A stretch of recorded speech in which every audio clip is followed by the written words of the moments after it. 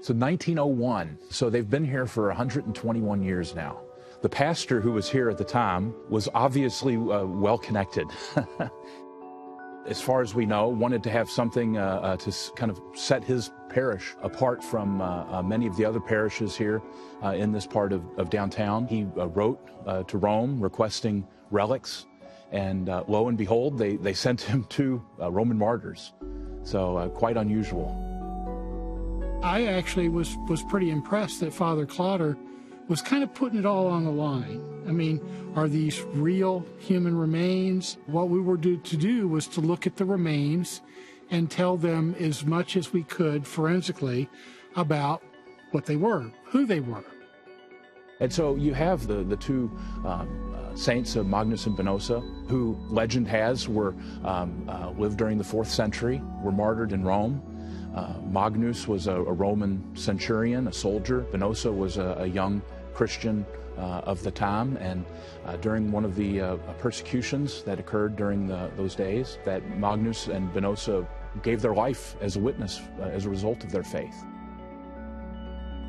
We conducted metric observations on all of the remains, the cranium, and as a result we were able to estimate and ages of the individuals. We did not do absolute aging. We did not do carbon dating. What had been related historically about them, she was purportedly a virgin, and which obviously you cannot tell from skeletal remains. And she was a young female in her 20s. We weren't expecting anything. We were basically doing it blind. He, on the other hand, was either in his 40s or his 50s. It's kind of hard to remember. Male individual with some African descent, I believe. The first time I saw them, actually, I was a teenager. I came here to this church as a 14, 15-year-old with my parents, and it's a shocking thing to see at first, especially as someone that age. It takes you kind of by surprise. Bonosa is in very good condition. Quite honestly, a layperson probably couldn't tell her from a modern skeleton. She's in very, very good condition. St. Magnus, on the other hand, the bones were quite eroded. The outer covering of the bone in places had flaked off. And we found some interesting things when we were doing the analysis. The cloth, as it turned out, was old altar cloths.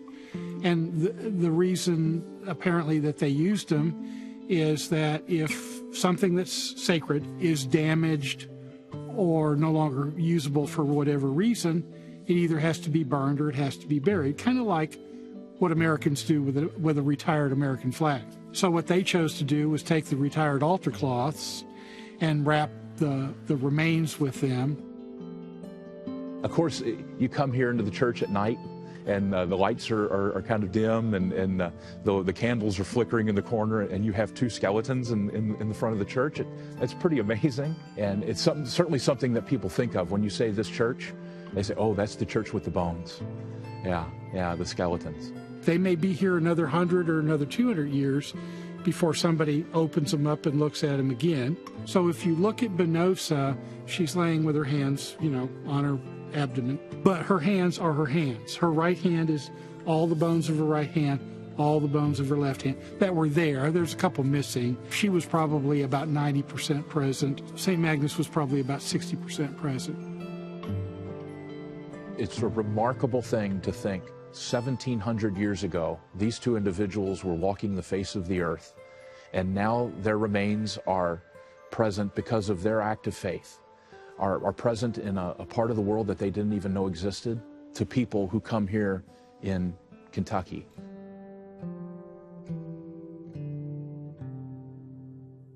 When we were done, it's kind of giving me goosebumps even thinking about it now. Imagine this place packed. They wanted to see them go back. They had been gone for several months. How do I personally feel about it? I'm amazed that they fit the criteria that we were not expecting, but they fit the criteria that one would expect when it comes to young female, older male. I mean, that's pretty good. What we know of them is legend. You know, it can't be confirmed. Science can't confirm anything, but science it can debunk. It can tell us that they aren't who they are, or who we think that they are. What was interesting from Dr. de Blasi's study was that everything that he was able to determine from an unbiased perspective, scientific perspective, is that everything that he was able to tell was consistent with what the legend is, and so that was not confirmation, of course, but it's heartening to know that the legend is intact in that way, I guess.